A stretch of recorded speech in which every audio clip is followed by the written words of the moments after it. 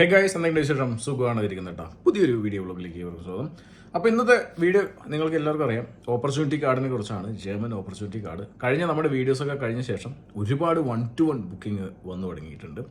കൂടുതലും IT-കാരാണ്. പല രാജ്യങ്ങളിൽ നിന്നും IT-കാർ നമ്മുടെ നാട്ടിൽ നിന്നൊക്കെ ഒരുപാട് പേര് 1-to-1 ബുക്ക് ചെയ്ത് നമ്മുടെ അടുത്ത് വരുന്നുണ്ട്. കാരണം ഓപ്പർച്യൂണിറ്റി കാർഡ് ഓപ്പർച്യൂണിറ്റി ആണെന്ന് കുറച്ച് പേർക്ക് മനസ്സിലായി. അതിൽ കൂടുതൽ മനസ്സിലായിരിക്കുന്നു പറഞ്ഞാൽ IT ബാക്ക്ഗ്രൗണ്ടുകാർക്കാണ്. കാരണമുണ്ട്, പല കാര്യങ്ങളുണ്ട്. അത് മാത്രമല്ല, നമ്മുടെ UK-യിലുള്ള ഇല്ലെങ്കിൽ പലർക്കും ഇത് വളരെ യൂസ്ഫുൾ ആവുന്ന ഒരു വീഡിയോ ആണ്. സോ എല്ലാവരിലേക്ക് എത്തിക്കാനായിട്ട് നോക്കുക. കാരണം അവർക്കും നിങ്ങളെപ്പോലെ തന്നെ ഒരു ഓപ്പർച്യൂണിറ്റി തന്നെയാണ്. അപ്പോൾ വീഡിയോ കാണുക. ചാനൽ ആദ്യമായിട്ട് ഇൻഫോർമേറ്റീവ് ആയിട്ടുള്ള ചാനലാണ്. ഇത് ജസ്റ്റ് സബ്സ്ക്രൈബ് ചെയ്യുന്ന നോട്ടിഫിക്കേഷൻ വിളിക്കുന്നത് പ്ലീസ് ഷെയർ ചെയ്യുക. വീഡിയോയുടെ സ്വാഗതം. സോ അപ്പോൾ നമ്മുടെ opportunity card, German opportunity card, first തന്നെ പറയട്ടെ, ഒരു രാജ്യവും ഇതേപോലെടുത്തുള്ളൊരു വിസ കൊണ്ടുവന്നിട്ടില്ല. നമുക്കറിയാം UK നമുക്ക് യങ് പ്രൊഫഷണൽ സ്കീം കൊണ്ടുവന്നിട്ടുണ്ടായിരുന്നു. ഒരു ലോട്ടറി സിസ്റ്റമാണ്, ആർക്ക് കിട്ടുമെന്ന് പറയാനായിട്ട് പറ്റില്ല. അതുപോലെ തന്നെ ഇപ്പോൾ ഓസ്ട്രേലിയൻ ഗവൺമെന്റ് വരുന്ന നവംബറിൽ ലോഞ്ച് ചെയ്യാൻ പോകുന്ന മേറ്റ്സ് എന്നുള്ള സെയിം ലോട്ടറി സിസ്റ്റമാണ്. അതും അതിനകത്ത് കുറേ ജോബുകൾ അവർ പറഞ്ഞിട്ടുണ്ട്. ആ ജോബുകാർക്കാണ് അതിനകത്ത് കൂടുതൽ പ്രയോറിറ്റി ഉള്ളൂ, മറ്റുള്ളവർക്ക് ഇല്ല എന്ന് തന്നെ പറയാം. സോ അത് മാത്രമല്ല, വേറെ ഇപ്പോൾ US ആണെങ്കിലും അതേപോലെ തന്നെ ലോട്ടറി സിസ്റ്റം ഒക്കെ ഉണ്ട്. അതെല്ലാം ലോട്ടറിയാണ്, ആർക്ക് കിട്ടുമെന്ന് പറയാൻ പറ്റില്ല. യൂറോപ്പിൽ വരുവാണെങ്കിൽ ഒരുപാട് ജോബ് സീക്കർ വിസയുണ്ട്. ഇതും ഒരു ജോബ്, ഇപ്പോൾ വരുന്ന ഓപ്പർച്യൂണിറ്റി കാർഡ് ഒരു ജോബ് സീക്കർ വിസയാണ്, അല്ലാതെ ഒരു വർക്ക് പെർമിറ്റോ കാര്യങ്ങളൊന്നും അല്ല. പക്ഷേ ഈ നമ്മുടെ മറ്റ് ജോബ് സീക്കർ വിസയിൽ ഇപ്പോൾ പോളണ്ടും പോർച്ചുഗലും ജർമ്മനിയും സ്വീഡനും എല്ലാം കൊടുക്കുന്നുണ്ട് ജോബ് സീക്കർ വിസ. പക്ഷേ കിട്ടൽ അത്ര ഈസി അല്ല. ഒരുപാട് റെസ്ട്രിക്ഷൻസും കാര്യങ്ങളും എല്ലാം ഉണ്ട്. പിന്നെ അതൊക്കെ ഗവൺമെന്റ് ഇല്ലെങ്കിൽ എംബസി ഡിപ്പെൻഡ് ചെയ്തിട്ടാണ് അതൊക്കെ കിട്ടണോ വേണ്ടതെന്നുള്ളത്. എല്ലാം കമ്പയർ ചെയ്ത് നോക്കുന്ന സമയത്ത് ഈ ഒരു ഓപ്പർച്യൂണിറ്റി കാർഡ് എത്രയോ ബെറ്റർ ആണ്, ഫാർ ബെറ്റർ ആയിട്ട് നിൽക്കുന്ന ഒരു ഓപ്പർച്യൂണിറ്റി കാർഡാണ്. ഇപ്പോൾ നമ്മുടെ 1-to-1 കൂടുതലും നമുക്ക് വന്ന് ചോദിക്കുന്നത് വെച്ച് കഴിഞ്ഞാൽ, എല്ലാവർക്കും തന്നെ യൂറോപ്പിലേക്ക് പോകണം എന്നുള്ള ആഗ്രഹമുണ്ട്, യൂറോപ്പിലും വെസ്റ്റേൺ കൺട്രീസിലേക്ക് പോകണം എന്ന് ആഗ്രഹമുണ്ട്. പക്ഷേ എങ്ങനെ എന്നുള്ളൊരു ചോദ്യമായിരുന്നു. അതിനുള്ള ഒരു ഉത്തരമാണ് ഇപ്പോൾ വന്നിരിക്കുന്ന ഒരു ഓപ്പർച്യൂണിറ്റി കാർഡ്. അപ്പോൾ 1-to-1 ബുക്കിങ്ങിലൂടെ എല്ലാവരും ചോദിക്കുന്നതാണ്, ഓപ്പർച്യൂണിറ്റി അവിടെ പോയി കഴിഞ്ഞാൽ എങ്ങനെയായിരിക്കും, എന്തൊക്കെയാണ്. അതാണ് ഞാൻ ഇന്നിവിടെ പറയാൻ പോകുന്നത്. അപ്പോൾ ശരിക്കും പറഞ്ഞാൽ എൻ്റെ 1-to-1 IT-കാർ കൂടുതൽ വരാൻ കാരണം എന്ന് വെച്ച് കഴിഞ്ഞാൽ, ഞാൻ മുന്നേ പറഞ്ഞ ഒരു റീസൺ ഉണ്ട്. അതിന് ഒരേ ഒരു കാര്യമേ ഉള്ളൂ, അവർക്ക് ലാംഗ്വേജ് ബാരിയർ പല രാജ്യത്തും ഇല്ല. അവർക്കൊരു ലാംഗ്വേജ് ബുദ്ധിമുട്ട് ഇല്ലാത്തതുകൊണ്ട് തന്നെ ഇപ്പോൾ ജർമ്മനിയിലാണെങ്കിലും അവർക്കൊരു ജോലി കിട്ടാനുള്ള സാധ്യത മറ്റ് ജോബുകളിനെ അപേക്ഷിച്ചിട്ട് വളരെ കൂടുതലാണ് എന്നുള്ള കാര്യമാണ്. കാരണം ഞാൻ ഈ പറഞ്ഞ രാജ്യങ്ങളിലൂടെ ഞാനൊരു ടൂർ പോയിട്ടുണ്ടായിരുന്നു. അതിൻ്റെ വീഡിയോസൊക്കെ ഞാൻ അപ്ലോഡ് ചെയ്തിരിക്കുന്നു. നിങ്ങൾ കാണാനായിട്ട് സാധിക്കും. ഞാൻ അവിടെ പോയിട്ട് ഇന്റർവ്യൂ ചെയ്ത ഒരു വീഡിയോ കിടക്കുന്നുണ്ട്. പുള്ളി ഇതേപോലെ തന്നെ നാട്ടിൽ നിന്ന് ഒരു ഗെയിം ഡെവലപ്പർ ആയിരുന്നു. പുള്ളി എവിടെ നിന്ന് നാട്ടിൽ നിന്ന് ജോലി കിട്ടി വന്നതാണ്, ബ്ലൂ കാർഡ് സ്വന്തമായിട്ട് അപ്ലൈ ചെയ്ത് വന്നതാണ്. അതെ, ഞാനിത് പറഞ്ഞു വരുന്നത് വെച്ച് കഴിഞ്ഞാൽ, അവിടെ നമുക്കൊരു ഓപ്പർച്യൂണിറ്റി ജർമ്മനിയിൽ മറ്റു രാജ്യങ്ങളിൽ ഇല്ലാത്തൊരു ഓപ്പർച്യൂണിറ്റി എന്ന് വെച്ച് കഴിഞ്ഞാൽ ഷോർട്ടേജ് വളരെ കൂടുതലാണ്. മറ്റെല്ലാ രാജ്യങ്ങളും നിയമങ്ങൾ കടുപ്പിച്ചുകൊണ്ടിരിക്കുകയാണ്. ഇപ്പോൾ UK ആണെങ്കിലും കാനഡ ആണെങ്കിലും ഓസ്ട്രേലിയ ആണെങ്കിലും അയർലൻഡ് ആണെങ്കിലും ഫ്രാൻസ് ആണെങ്കിലും ഇനിയിപ്പോൾ എന്താണ് മറ്റെല്ലാ രാജ്യങ്ങളും, പോളണ്ട് അടക്കം ഈ റീസെൻ്റ്ലി ലിത്വാനിയ അടക്കം നിയമങ്ങൾ കടുപ്പിച്ചുകൊണ്ടിരിക്കുകയാണ്. കാരണം ഫോറിനേഴ്സിന് അവർക്ക് അധിക താല്പര്യം ഇല്ലെങ്കിൽ അവിടെ വരുന്നത് ഹൈലി ക്വാളിഫൈഡ് ആയിട്ടുള്ള ആൾക്കാർ വേണം എന്നുള്ളൊരു ധാരണ വന്നു. അങ്ങനെയുള്ള സമയത്താണ് ജർമ്മനിയുടെ ഓപ്പർച്യൂണിറ്റി കാർഡ് വന്നത്. കാരണം ജർമ്മനിയിൽ നമുക്കറിയാം, ഒരു ഡിപ്ലോമ, വൊക്കേഷണൽ ഡിപ്ലോമ 2 ഇയർ ആവട്ടെ 3 ഇയർ ആവട്ടെ, ഒരു ഗ്രാജുവേഷനൊക്കെ ഉള്ള ആൾക്കാർക്കും ഇതിനകത്ത് അപ്ലൈ ചെയ്യാൻ പറ്റും. നമ്മുടെ നാട്ടിൽ ഡിപ്ലോമക്കാരും ഗ്രാജുവേഷൻ കഴിഞ്ഞിട്ടുള്ള ആൾക്കാരൊക്കെ ഒരുപാട് ആൾക്കാരുണ്ട്. പല മേഖലകളിൽ വർക്ക് ചെയ്ത് എക്സ്പീരിയൻസ് ഉള്ള ആൾക്കാരുണ്ട്. നാട്ടിലുള്ള എക്സ്പീരിയൻസ് ഉള്ളവരുണ്ട്, ദുബായിലും ഗൾഫിലൊക്കെ എക്സ്പീരിയൻസ് ഉള്ള ആൾക്കാരുണ്ട്. സോ ഇവർക്കെല്ലാം ഇതൊരു ഓപ്പർച്യൂണിറ്റിയാണ്, ഗോൾഡൻ ഓപ്പർച്യൂണിറ്റിയാണ് തന്നെ പറയും. പക്ഷേ അതിനകത്തും കുറേ, ഞാൻ എൻ്റെ രീതിക്ക്, എൻ്റെ പോയിന്റ് ഓഫ് വ്യൂവിൽ ഞാൻ കുറച്ച് കാര്യങ്ങൾ ഞാൻ കാണുന്നുണ്ട്. നിങ്ങളുടെ പോയിന്റ് ഓഫ് വ്യൂ ചിലപ്പോൾ വളരെ വ്യത്യസ്തമായിരിക്കാം. നിങ്ങളുടെ ചോദ്യങ്ങൾ അതുകൊണ്ട് തന്നെയാണ് എൻ്റെ അടുത്ത് ഈ 1-to-1 വരുന്ന സമയത്തും പല ചോദ്യങ്ങൾ വരുന്നതും, ഇല്ലെങ്കിൽ കമന്റ് ബോക്സിനകത്ത് വരുമ്പോഴും പല ചോദ്യങ്ങൾ വരുന്നതും നമുക്ക് എത്രത്തോളം ഓപ്പർച്യൂണിറ്റി ഉണ്ട് എന്നുള്ള ചോദ്യം. ഞാൻ എൻ്റെ പോയിന്റ് ഓഫ് വ്യൂവിൽ ഞാൻ പറയുകയാണെങ്കിൽ, ചില കാര്യങ്ങൾ നിങ്ങൾ ചെയ്യുവാണെങ്കിൽ നിങ്ങൾക്ക് 100% ഓപ്പർച്യൂണിറ്റി ഉണ്ട് എന്നുള്ളത് തന്നെയാണ്. അതെന്തൊക്കെയാണ് ചില കാര്യങ്ങൾ എന്ന് ഞാൻ പറയാം. അതിന് മുമ്പ് തന്നെ UK-യിലുള്ള സ്റ്റുഡൻസ്, തീർച്ചയായിട്ടും UK-യിൽ ഇപ്പോഴത്തെ സാഹചര്യങ്ങളും നിയമമാറ്റങ്ങളും വന്നുകൊണ്ട് തന്നെ സാലറി ത്രഷോൾഡ് ഉയർത്തിയത് കൊണ്ട് തന്നെ ഇവിടുത്തെ പല കമ്പനികൾ, വലിയ കമ്പനികളടക്കം ഗ്രാജുവേറ്റ്സിനെ എടുക്കുന്നില്ല എന്നുള്ള ഒരുപാട് വീഡിയോസും ന്യൂസുകളും ഇല്ലെങ്കിൽ പലതും പുറത്തു വന്നുകൊണ്ടിരിക്കുന്നുണ്ട്. അപ്പോൾ ഇതിനെ സ്റ്റുഡൻസിന്, UK സ്റ്റുഡൻസിന് PSW കഴിയാറായിട്ട് വക്കിൽ നിൽക്കുന്നത്, PSWയുടെ ലാസ്റ്റ് മിനിറ്റിൽ നിൽക്കുന്ന ആൾക്കാർക്ക് വേണമെങ്കിൽ, ഇപ്പം ഇവിടെ നിങ്ങളൊരു പുതിയൊരു കോഴ്സ് എടുത്ത് നിൽക്കുന്നതിന് പകരം, പലരും അങ്ങനെ നോക്കുന്നുണ്ട്, ഇവിടെ ഒരു കോഴ്സ് എടുത്ത് നിൽക്കാനായിട്ട് ശ്രമിക്കുന്നുണ്ട്. അതിന് പകരം വേണമെങ്കിൽ ജർമ്മൻ ഓപ്പർച്യൂണിറ്റി കാർഡ് നോക്കാനായിട്ട് സാധിക്കും. അതിലൂടെ പോസിബിലിറ്റീസ് ഉണ്ട്. മുന്നേ പറഞ്ഞ പോലെ തന്നെ IT-കാർക്കാണ് കൂടുതൽ പോസിബിലിറ്റീസ് എങ്കിലും എഞ്ചിനീയേഴ്സിനും ഇനിയിപ്പോൾ അഗ്രികൾച്ചർ ഫീൽഡിലുള്ള ആൾക്കാർക്കും അതുപോലെ തന്നെ കൺസ്ട്രക്ഷൻ, ഓട്ടോമൊബൈൽ ഇല്ലെങ്കിൽ ടെക്നിക്കൽ പരമായിട്ടുള്ള കുറേ ജോബ് ഓപ്പർച്യൂണിറ്റീസ് നിങ്ങൾക്ക് ലഭ്യമാണ് ഈ പറഞ്ഞ രാജ്യത്ത്. അപ്പോൾ UK-യിലുള്ള ആൾക്കാർക്ക് PSW ലാസ്റ്റ് വർക്കിൽ നിൽക്കുന്ന ആൾക്കാർക്ക് ട്രൈ ചെയ്യാം. ഇനി യുകെയിൽ ഇരിക്കുന്ന സ്റ്റുഡൻസിന്, പിന്നെ ഇപ്പോൾ യുകെയിൽ വരാൻ നിൽക്കുന്ന സ്റ്റുഡൻസിന് മറ്റൊരു കാര്യമുണ്ട്. നിങ്ങൾ PSW എടുത്തിട്ടില്ലെങ്കിൽ നിങ്ങൾ PSW എടുക്കുന്നതിന് മുമ്പ് തന്നെ ഒരു ജർമ്മൻ ലാംഗ്വേജിൻ്റെ കോഴ്സും കൂടി എടുക്കുക. നിങ്ങളൊരു ഫുൾ ടൈം ജോബ് ചെയ്യുന്നുണ്ടെങ്കിലും ഒരു 20 അവേഴ്സിൻ്റെ ജർമ്മൻ ലാംഗ്വേജിൻ്റെ കോഴ്സ്, ഇല്ലെങ്കിൽ 20 അവേഴ്സിൻ്റെ അല്ല, പെർ വീക്കിലോ ഇല്ലെങ്കിൽ പെർ മന്തിലോ കുറച്ച് സമയം ഇതിന് വേണ്ടി സ്പെൻഡ് ചെയ്യുകയാണെന്നുണ്ടെങ്കിൽ ജർമ്മൻ ലാംഗ്വേജ് നിങ്ങളുടെ PSW കഴിയുമ്പോഴേക്കും നിങ്ങൾക്ക് അറ്റ്ലീസ്റ്റ് ഒരു B1 വരെയെങ്കിലും കിട്ടാനുള്ള സാധ്യതയുണ്ട്. B1 കിട്ടുവാണെങ്കിൽ ഞാൻ പറഞ്ഞ പോലെ തന്നെ നിങ്ങൾ ഏത് ബാക്ക്ഗ്രൗണ്ട് ആവട്ടെ, ഇപ്പോൾ അക്കൗണ്ടിങ് ആൻഡ് ഫിനാൻസ് ആവട്ടെ, അതുപോലെ തന്നെ ഫിനാൻസ് ബാങ്കിങ് സെക്ടർ പല മേഖലയിലുള്ള ആൾക്കാരാവട്ടെ, മാനേജ്മെൻറ്റ് മേഖലയിലുള്ള ആൾക്കാർക്കും ജർമ്മൻ ഓപ്പർച്യൂണിറ്റി കാർഡ് ഒരു ഓപ്പർച്യൂണിറ്റി ആവാനുള്ള സാധ്യതയുണ്ട്. ഇൻ കേസ് യുകെയിൽ ഒരു ജോലി കിട്ടിയില്ലെങ്കിലും നിങ്ങൾക്ക് നിങ്ങളുടെ ഭാവി എനിക്ക് തോന്നുന്നു ജർമ്മനിയിൽ സേഫ് ആക്കാനായിട്ട് സാധിക്കും. കാരണം ഞാൻ ഈ പറഞ്ഞ ജർമ്മനിയിൽ ഞാൻ ഒരു റോഡ് ട്രിപ്പ് തന്നെ നടത്തിയായിരുന്നു. ഇവിടെ നമ്മുടെ യുകെയിലുള്ള സ്റ്റുഡൻസിൻ്റെ ഒരു മനസ്സിലുണ്ടാകുന്ന ഒരു ആദി ഞാൻ അവിടെയുള്ള സ്റ്റുഡൻസിൻ്റെ ഇടയിൽ കണ്ടില്ല. പക്ഷെ അവിടെയും ഇതേപോലെ പാർട്ട് ടൈമിൻ്റെ ഇഷ്യൂസും കാര്യങ്ങളും എല്ലാം ഒരു ആശങ്ക ഇവിടത്തെ അത്ര ഇല്ല എന്നാണ് ഞാൻ കമ്പയർ ചെയ്യുമ്പോൾ പറയുന്നത്. കാരണം എല്ലാവരുടെ അടുത്ത് ചോദിച്ചപ്പോൾ അവർ പറഞ്ഞൊരു കാര്യം എന്ന് വെച്ച് കഴിഞ്ഞാൽ, ചേട്ടാ കോഴ്സ് കഴിയുന്നതിന് മുമ്പ് എനിക്ക് എൻ്റെ ജർമ്മൻ ലാംഗ്വേജ് എടുക്കണം എന്നുള്ള ഒരാഗ്രഹമുണ്ട്. അങ്ങനെ എടുത്തു കഴിഞ്ഞു കഴിഞ്ഞാൽ എനിക്കിവിടെ ജോബ് കിട്ടുമെന്ന് ഉറപ്പുണ്ട് എന്നുള്ളതാണ് അവിടെയുള്ള ഓരോ സ്റ്റുഡൻസും എൻ്റെ അടുത്ത് പറഞ്ഞത്. സോ അതുകൊണ്ട് ഞാൻ വളരെ ഹാപ്പിയാണ് നിങ്ങൾക്ക് ജർമ്മനി റെക്കമെൻഡ് ചെയ്യാനായിട്ട്. സോ യുകെയിലുള്ള സ്റ്റുഡൻസ് വളരെ പ്രത്യേകിച്ച് തന്നെ ജർമ്മൻ ലാംഗ്വേജിൻ്റെ കോഴ്സ് എടുക്കുകയാണെങ്കിൽ എല്ലാവർക്കും പറ്റും. അല്ലെങ്കിൽ ഇവിടെ IT കോഴ്സുകൾ എടുക്കുന്ന ഏവർക്കും തന്നെ ഈ പറഞ്ഞ ജർമ്മനിയിലേക്ക് ഈ പറഞ്ഞ ജോബ് സീക്കർ വിസ എടുത്ത് പോകുന്നത് നല്ലതായിരിക്കും. ഇനി നമുക്ക് ബാക്ക് ടു നമ്മുടെ മറ്റുള്ളവർക്ക് കൂടി, അതായത് UK-കാർക്ക് മാത്രമല്ല മറ്റെല്ലാവർക്കും, യൂറോപ്പിലുള്ള ആൾക്കാർക്ക് എല്ലാവർക്കും ജർമ്മൻ ലാംഗ്വേജ് എടുത്തു കഴിഞ്ഞാൽ ഇതൊരു ഓപ്പർച്യൂണിറ്റി ആയിട്ട് മാറും എന്നുള്ളത് തന്നെയാണ്.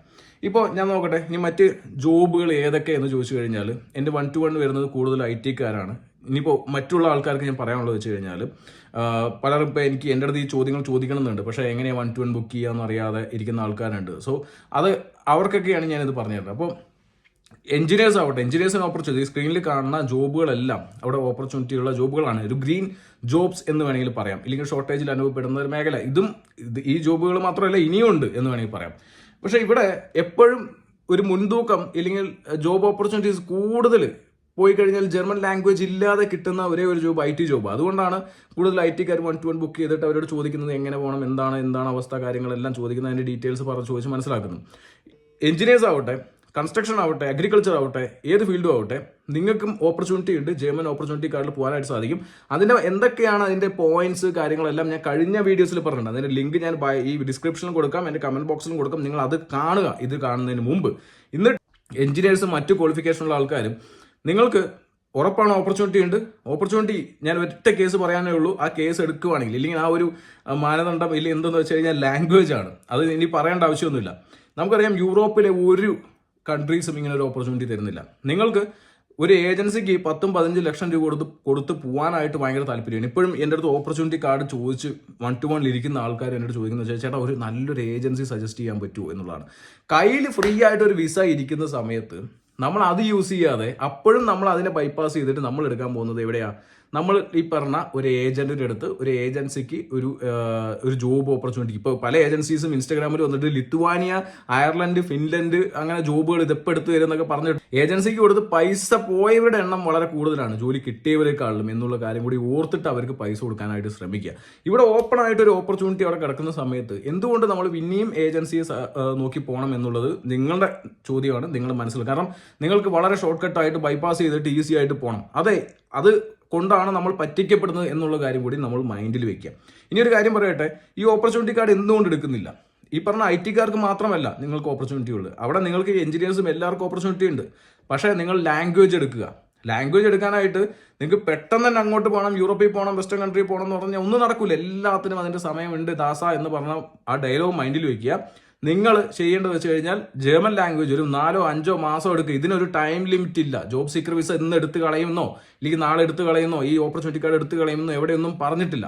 അവിടുത്തെ ഷോർട്ടേജ് ഇനിയും വരുന്ന വർഷങ്ങളിൽ അവിടെ വളരെ രൂക്ഷമാവാനാണ് പോകുന്നത്. അപ്പോൾ അതുകൊണ്ട് തന്നെ ഇതിപ്പോഴൊന്നും എടുത്തു മാറ്റാൻ പോകുന്നില്ല. ഒരു രാജ്യങ്ങളും ഇതേപോലെ ഒരു വിസ സിസ്റ്റം കൊണ്ടുവന്നിട്ടില്ല. അതുകൊണ്ട് തന്നെ നിങ്ങൾക്ക് ഇനി ഈസി ആയിട്ട് പോകണം, എനിക്ക് പെട്ടെന്ന് പോകണം, വിശ്വസിച്ച് പോകണം എന്നൊക്കെ പറയുന്ന ഏവർക്കും തന്നെ സജസ്റ്റ് ചെയ്യാൻ പറ്റിയ ഒരു വിസ ഇത് മാത്രമേ ഉള്ളൂ കറന്റ് എന്ന് വേണമെങ്കിൽ പറയാം.